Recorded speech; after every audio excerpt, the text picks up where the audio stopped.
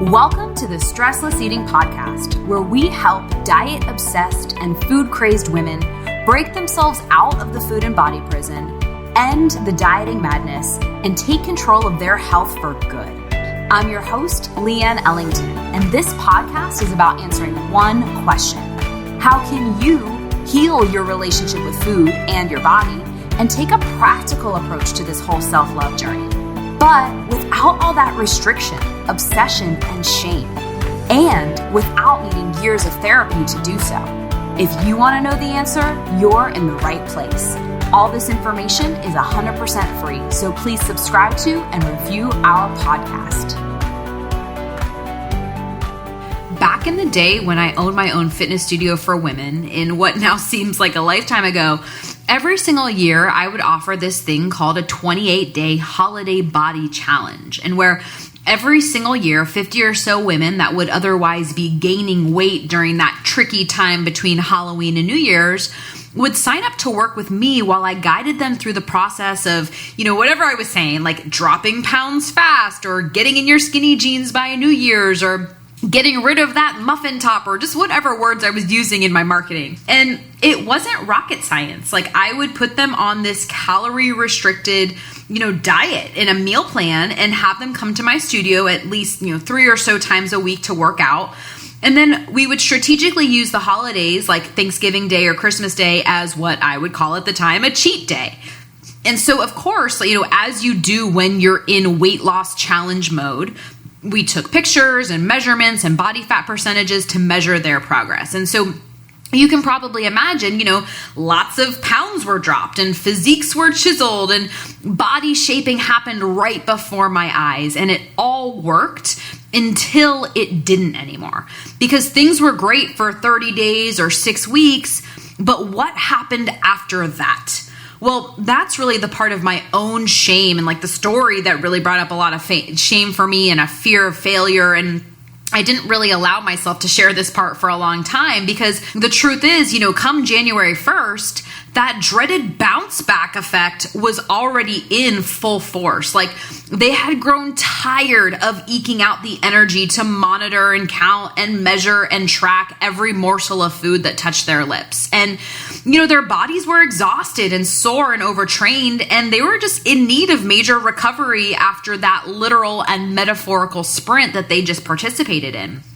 And their mojo was shot. Like, they spent all that time and energy using their limited stores of willpower and motivation to keep things going for those few weeks, that by the time the new year struck, like, they officially had nothing left, and their mindsets were starting to bounce back to whatever their default was, like that good, bad, black, white, in, out, all or nothing thought process that was perpetuating their problem in the first place.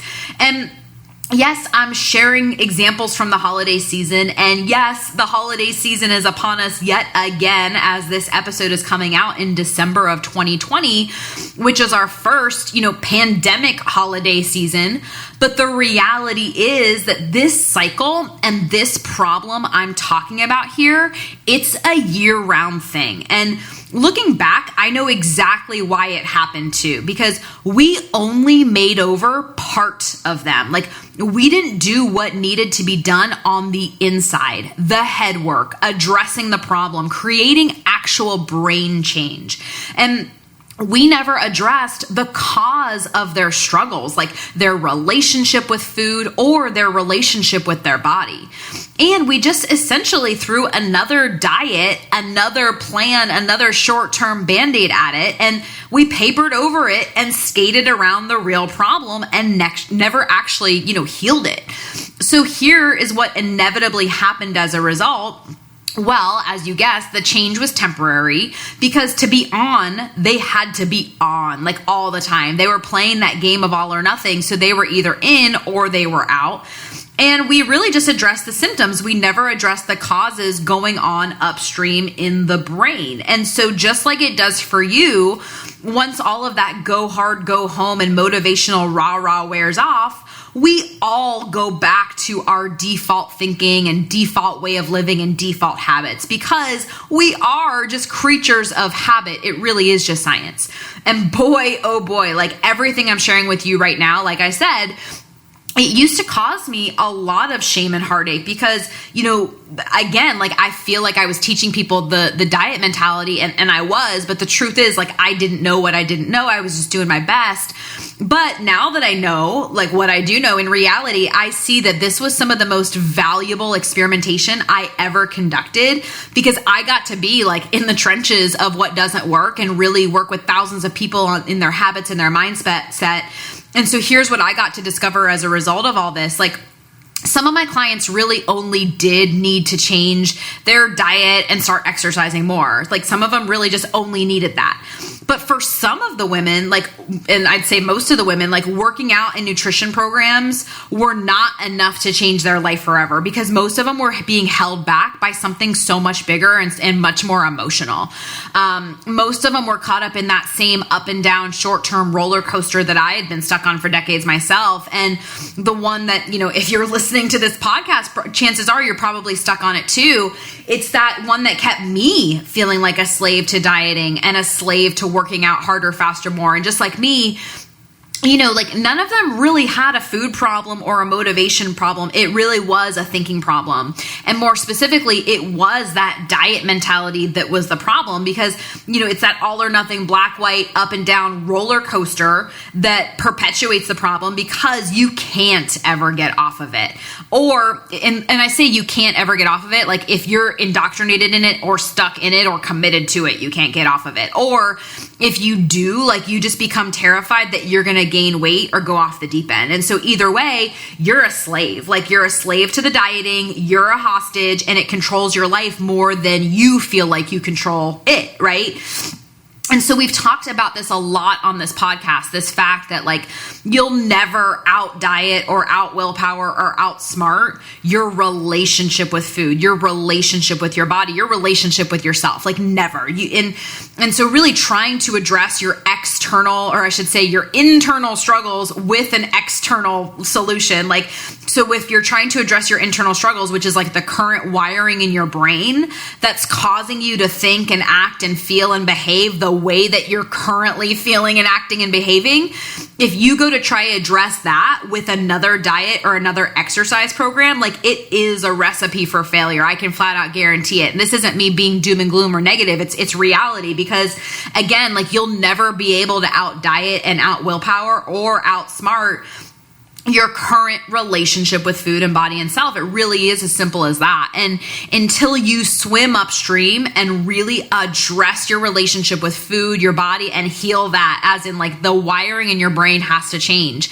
Until you do that, diets are going to end and they will fail you because your brain will never get good at them because diets are impossible for your brain to go get good at. And you'll stay stuck on that all or nothing roller coaster because the solution doesn't live in another diet program or a plan or a program. And trust me, like if it did, I would have found it. Like I tried to out diet and out will my food struggles and sugar addictions for decades. But what happens, and it happens for me, like you're just going to bring the old thinking with you into the next thing. Like see the definition of insanity, right? But when you change what you're seeing and what you're saying, and yeah, you need a better strategy because we've already like punched it to death, the fact that diets don't work, right? And that those are the problems. Like you do need a better strategy too. But when you change really like what you're seeing, what you're saying, like your thoughts and your thinking, that's when that dieting madness can finally end and the real healing can begin, right? And so I know this is simple, not easy, right? And you're probably thinking like, there's a catch because, this has got to be too good to be true. Like if I'm not focusing on dieting, I'm not focusing on food and just changing my thoughts, like maybe that seems like frilly to you or like not logical to your logic brain. Well, you're right. There is a catch. It isn't like a magic pill. And so let's talk about that. And this is actually something that I've talked about here on this podcast a couple of times, but it's so worth bringing up, right? And I call it that catch 22 of dieting. And again, everything I'm doing here, I'm not repeating myself because I think you're dumb and don't get it. It's because you do get it and you're smart. And our brains, we need repetition sometimes. And so again, I've talked about the catch 22 of dieting, but it's so powerful and important and pertinent to this conversation that I want to share it again.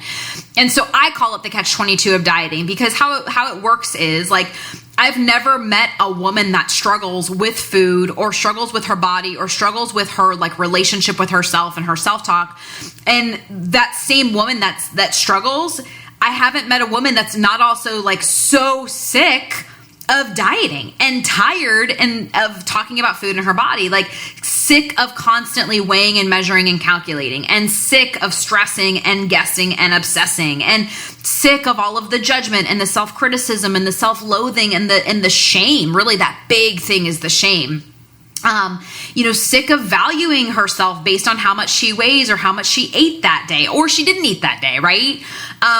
Sick of living in a prison. So a food prison, a body prison, a shame prison that she doesn't know how to get it out of. And like, again, when we talk about what they're currently doing to address their struggles, dieting is the number one answer I hear. So in other words, that's the catch 22. Like, she's actively voting on the thing that she claims to hate, and she's actively choosing the thing that's keeping her in the prison. And then to boot, she's actively choosing something that she's identified has not worked, is not working, and when any woman gets really, really honest with herself, like, knows will never work. It's one big catch 22. Like, what we know isn't working, we just keep doing it, right? The thing we're sick of, we keep doing it. The thing we hate, we keep doing it.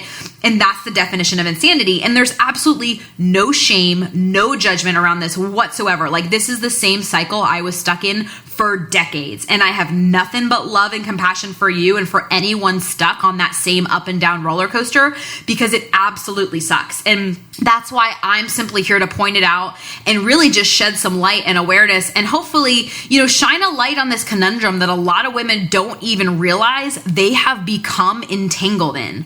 But more importantly, it's really just to extend an invitation. Like, what if instead of committing to another diet or another fix or another like new year, new you declaration that like really won't be any different than last year or all the years before that, what if this year, like, you first identified like what is not working, right? You created an awareness of like what not to do more of and like the road to not keep going down. And you simply started becoming an observer and like shifted your thoughts and your brain and your thinking instead of shifting your actions or becoming a doer or hustling or becoming an action taker. Like, what if you just got really curious about your struggles and what's keeping you there and what's not working and shifted that? Like, your thinking, and yes, I believe in the depths of my soul that you need a better strategy because dieting is making the problem so much worse, but like, you've got to change your thinking. And so what if that was the first step? Most women are so like compelled, like, I need an action plan. Like, let's focus on habits and what I'm doing. And it's like, no, what if changing your thinking was the first step? Like, no game plan, no action steps, no go get 'em tiger, like just awareness and thought and mindfulness and insight and really rewiring your thinking. Like, what new thoughts would that spark in that beautiful brain of yours if that was the first step, right? And that's really the purpose of this episode, like to help you shift the thinking that's causing your current results and current outcomes. And again, if you're listening to this podcast, it's probably because health and food and your body, they're just eluding you, and there's absolutely no shame, but we need to just call it what it is, right? And so, if you're gaining, losing, or simply just stuck on that black, white, all or nothing roller coaster, again, it is eluding you. And so, yeah, you can play the diet game over and over again and really never break the cycle. Or you can do what you're doing right here and right now, which is to change your thinking and have new conversations so that you can get different results.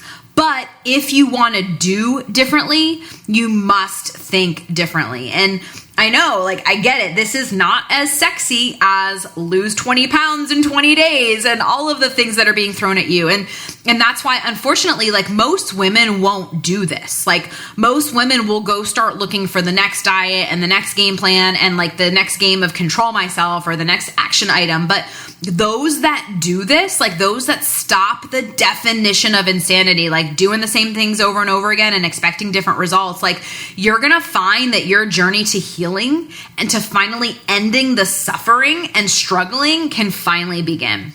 So let's talk about that, shall we? Like, instead of making it so hard and so complex, let's talk about making it easier, as in like, you know, take the time and energy one time to learn the language of stressless eating, like rewire your brain, a language that gets easier the more you practice it, and you get better at it the more you practice it. So it just becomes who you are, and you have to practice it less and less.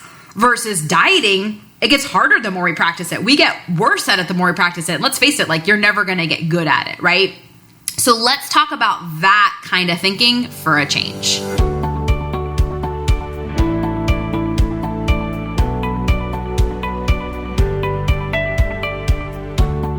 Okay, so I'm going to be bold here and say something that I didn't outright say a minute ago, but every ounce of my being really wants to say this to you. And it might not be what you want to hear. In fact, like a lot of women might outright not want to hear it, but my heart is calling me to say it. And it's this: screw 30-day challenges.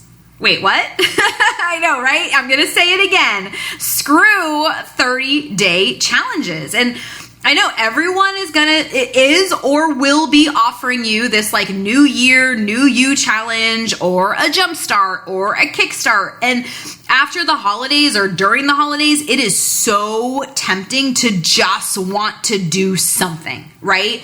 And that's why most women do end up like impulsively committing to Whole30 or keto or going back to Weight Watchers for the umpteenth time. Like, and there is absolutely no judgment, ladies. I totally get it. I used to do the same thing every year, right? But here's what I can tell you with 1,000% certainty. The idea that there is like one diet or eating plan that will change your life, it's a big old myth. It's actually a lie. Like, we are well aware now that dieting doesn't work. In fact, you know, dieting and restricting is the number one cause of overeating and binging. Like, it's a true story and a proven research scientific fact that restriction is what causes overeating. And so going on yet another 30-day challenge, it's really the slowest, most tedious, and most ineffective way to get permanent results. In fact, it's a surefire way to make things worse, and I can prove it. Like, I used to see it all the time when I was in the fitness industry, as I shared, and you know, heck, I had that same 30-day challenge mentality for most of my life. And yeah, full disclosure and no shame anymore because I didn't know what I didn't know, but yes, I would participate in these restrictive diet mentality challenges with my clients. Like, I was always living 6-week challenge to 6-week challenge, or committing to a 30-day sprint after a 30-day sprint, or just jumping from one short-term program to another short-term, you know, way of thinking. And it exhausted me. It really just sucked the life out of me. And the worst part about it is that it just didn't even work, like not in the long term, which is what we're really looking for. Because as soon as I went off of it, and I always eventually went off of it, because like, you know, who can live like that forever? I wouldn't just go off. I would go way off. Like, my inner rebel would kick in and say, screw it. And then just proceed to eat as much junk as like humanly possible, because she was afraid she wasn't gonna be able to have it the next day and she needed to get it in. Like, and this would go on until my inner food police would come out and like judge and shame me for being so unquotes, you know, like unhealthy, or I'm saying unquotes, but I mean air quotes because these are the words I was using. But like, I would like just call myself out of control, or like a loser, or like unhelpable or unhealthy, or whatever I was, you know, calling myself. And then my inner food police would force me to get back on the wagon again. And this would just happen every single time. Like, it really was like clockwork. And, you know, some days it was, or sometimes I should say it was 30 days. Sometimes it lasted 60 days, but the same cycle would play out, because the truth is, like we talked about before, like all diets work. They all work. until they don't work anymore. And we've talked about on different episodes, like, what is the definition of working? Like, is your definition of working like losing weight at the expense of your health and the expense of your happiness, right? Or is your definition of working like long-term, sustainable, forever, have it, keep it, change that's actually making you healthy and happy? But again, that's another conversation on its own. But again, so all diets work and until they don't work anymore, because things will go great for, 30 days or 2 weeks or 6 weeks or whatever it is. But like, what happens after that? It's that dreaded bounce back effect every single time, right? And so, yeah, you lose some weight, but then you gain it back, and it's usually with interest. You know what I mean? And more importantly, this isn't just an unwinnable game. Like, for me, it didn't matter like what it was either. Every time I committed to another 30-day challenge or went back to Weight Watchers, because that was one of my go-tos for so many times, or I just promised myself I would start logging my food again in MyFitnessPal, like, I really just believed myself less and less each time I'd go make promises like that, because I knew that deep down inside, nothing had really changed since the last time I did it. Like, since the last time I made a promise, but I didn't keep it. And so this was that Groundhog's Day that I was living on, really, for most of my life, until I stopped the madness, until I was like, I'm not playing this game anymore. And this was the Groundhog's Day that my clients have been living on for most of their lives until they stopped the madness. And chances are, if you're listening to this right now, you know exactly what I mean, because you've been doing it too. And again, no shame, no judgment, but we just want to call it what it is. And on top of that, if you're like most, pretty much every other woman on this planet, you're being invited or tempted by yet another 30-day challenge or short-term intense program. And so, Facebook and Instagram and Pinterest and bloggers and local gyms, they're screaming about it from the rooftops. Or if they're not, they definitely will be in the next few weeks. And I get it. It's super tempting. And it's what I was offering, 10 or 15 years ago as well. But I'm here to ask you again and just totally reiterate, like, do you really want another 30-day challenge? Like, do you really want another diet? And do you really want to play the short-term game knowing that it's not going to last? Do you really, this is the big one, like, do you really want to put yourself through that again? Like, just be honest with yourself. Like, do you really want to put yourself through that again? And again, no judgment here, but isn't that what you did last year? Like, and the year before that, and the year before that? And if that's the case, then how is this year going to be different? Like, if the last 30-day challenge you tried, and if it really did become like a lifestyle, then I say, like, that's awesome. Keep doing it. Like, you found something amazing. And if it's really a lifestyle, like, absolutely, right? And again, I challenge you to see, like, lifestyle, like, do you have to, like, really stay on top of it to follow it? You know what I mean? And, like, really be rigid about it, because that's not my definition of lifestyle. But again, another conversation for another time. But if you did find something that's really working and it became a lifestyle for you and it's easy and you can flow and you can live your life, like, don't change a thing. Keep doing it. That's amazing, right? But if it didn't, and you're still living, or I should say, like, if you didn't find something like that, and you're still living on that on again, off again, all or nothing roller coaster with food and your body and your health, I really invite you to consider a different strategy. Because think about it, like, we are not just talking about the next 30 days of your life here. We are talking about the rest of your life. And do you really want to be starting and stopping and starting and stopping diets and 30-day challenges for the rest of your life? Like, personally, I want more for you than that. Like, I really do. I want you to have more than that as your life. Because like I said, I live like that for most of my life, and it is no way to live. So if you're sick of just, spending a ton of time and energy thinking about or counting or obsessing over food, or if you're sick of ignoring your hunger, or, ignoring your empty stomach, or always just trying to play mind games to stay the course, if you're sick of feeling out of control of food, or feeling just like handcuffed to a diet, and if you're sick of taking the harder and slower approach to figuring out this whole food and body puzzle, like, I just flat out invite you to not go on another 30-day challenge. Like, it is the definition of insanity, really just, doing the same thing over and over again and expecting different results.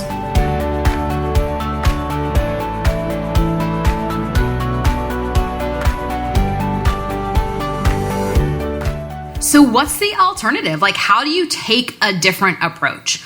Well, here's how it played out for me, okay? First, I had to get really real with myself and what the problem really was, because until I identified the real problem, I would never be able to find a real solution. So first, I realized that I needed to stop the dieting, like that the diet mentality was making things worse. And on top of that, it just didn't even work. It was making things worse and didn't work. And I realized like I never actually addressed the psychology of food and my body and the neurology and the thinking, and my relationship with food. All I ever knew, because it's all I ever learned, was that diet mentality. And that if I ever truly wanted to be free, like I needed to be unbrainwashed of the mindset of restriction and control and deprivation and punishing myself, punishing my body, right? And I needed to learn a new way of thinking around food, around my body, because again, that was all I ever knew. And I needed to learn something new. But first, I needed to have that realization, right?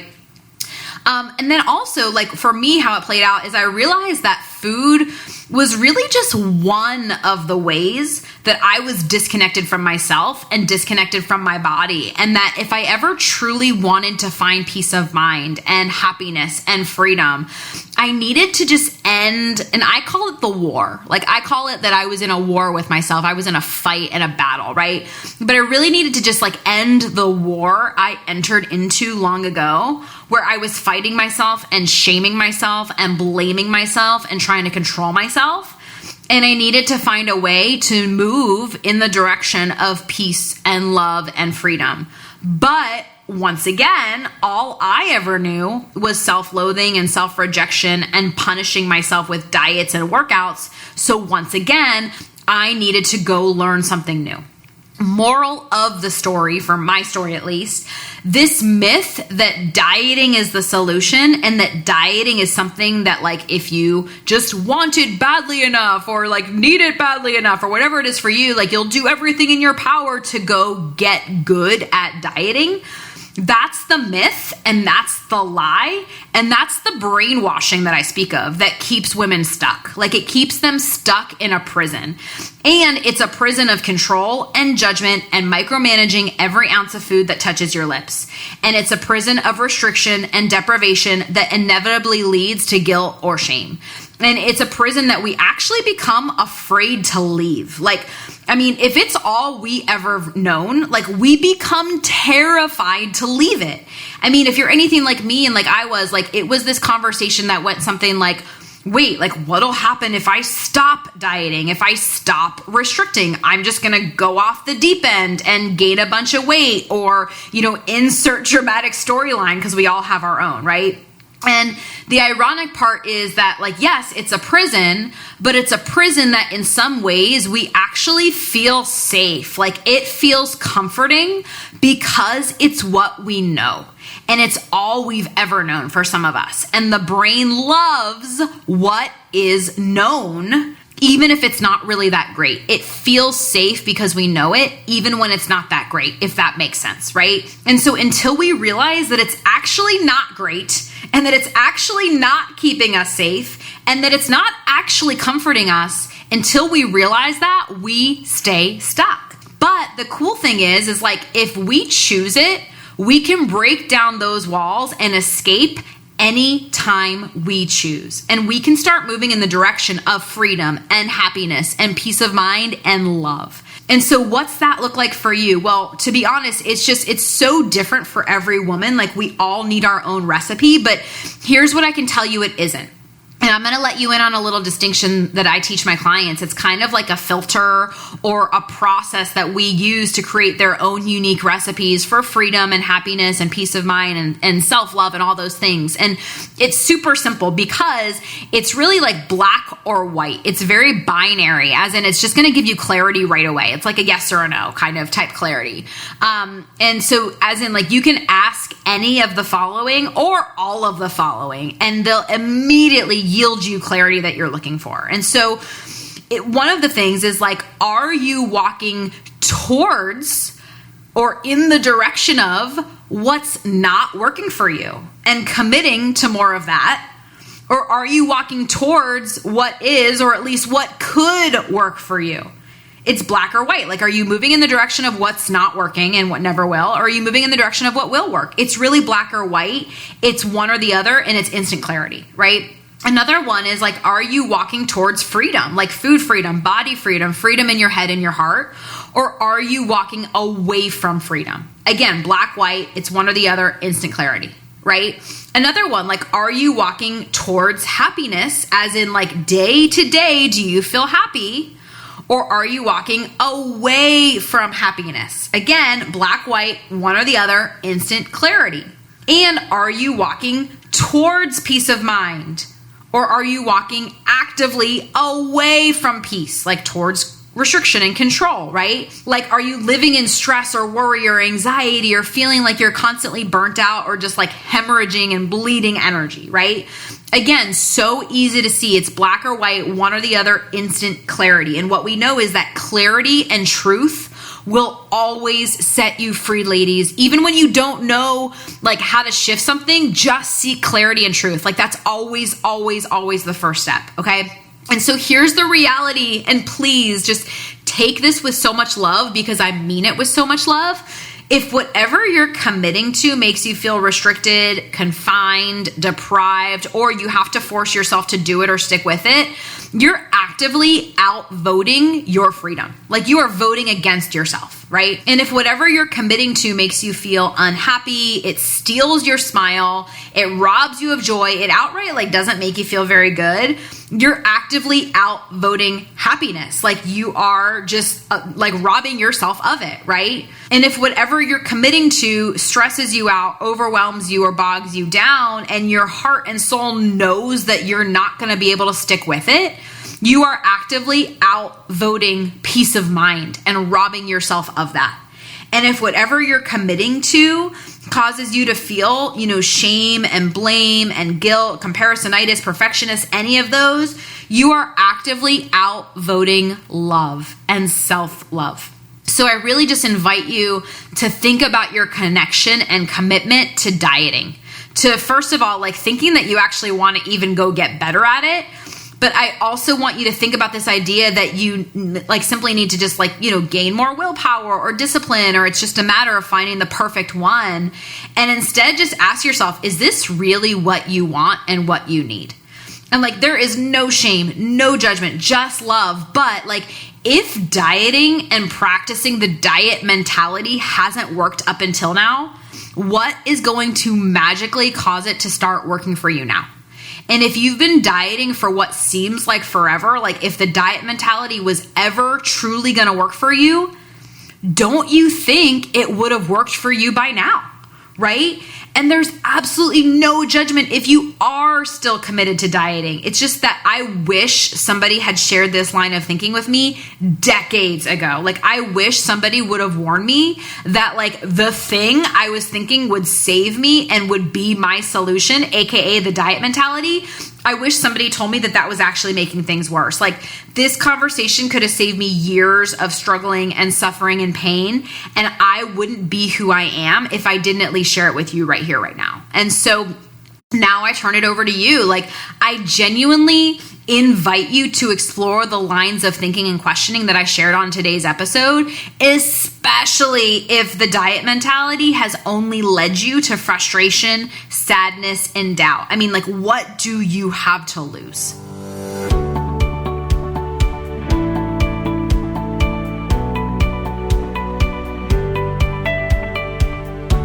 Was this the kind of message that you desperately needed to hear today? Like, are you freaking out a little bit about the holidays and don't want to bring your old habits with you into the new year? Well, you've heard my story and you know that I suffered and struggled with this for decades, and it seriously just sucks. Like, I don't want any woman to suffer like I did, not when you don't have to. And so if you're tired of food and your body running and ruining your life and just being the thing that's holding you back in life, and you're ready to start getting real results, then listen to the end of this episode to find out how you can get off the diet roller coaster and just remove the stress and emotion and obsession from food for good in really just a few months instead of years, but without dieting, restricting, or depriving yourself, or needing to go open up an emotional can of worms or spend years in therapy to do it. Because I can promise you this, you don't have to bring your old habits and thinking with you into the new year, but that brain won't change all by itself. And that's why I'm simply inviting you to have a truthful and loving conversation about what it would really take to put this problem to bed for good. Thanks for tuning in to today's show. If you like what you heard and you're interested in breaking out of your own food, body, and diet prison, here's what I want you to do next. Head on over to stresslesseating.com. That's stresslesseating.com and sign up to watch the Stressless Eating webinar, where I'll walk you through the exact 5-step game plan my female clients use to conquer emotional eating, self-sabotage, and finally heal themselves from the restrictive all-or-nothing diet mentality for good, but without obsessing or spending years in therapy to address it. I've laid it all out for you there in 5 easy steps. Remember, healing your relationship with food and your body does not happen by itself. You need expert guidance to make it happen, and we've helped clients all over the world take back their power from the food and find true and lasting freedom while enjoying life and warm chocolate chip cookies along the way. To see if we can help you do the same, head on over to stresslesseating.com. I'm Leanne Ellington, and I'll see you next time.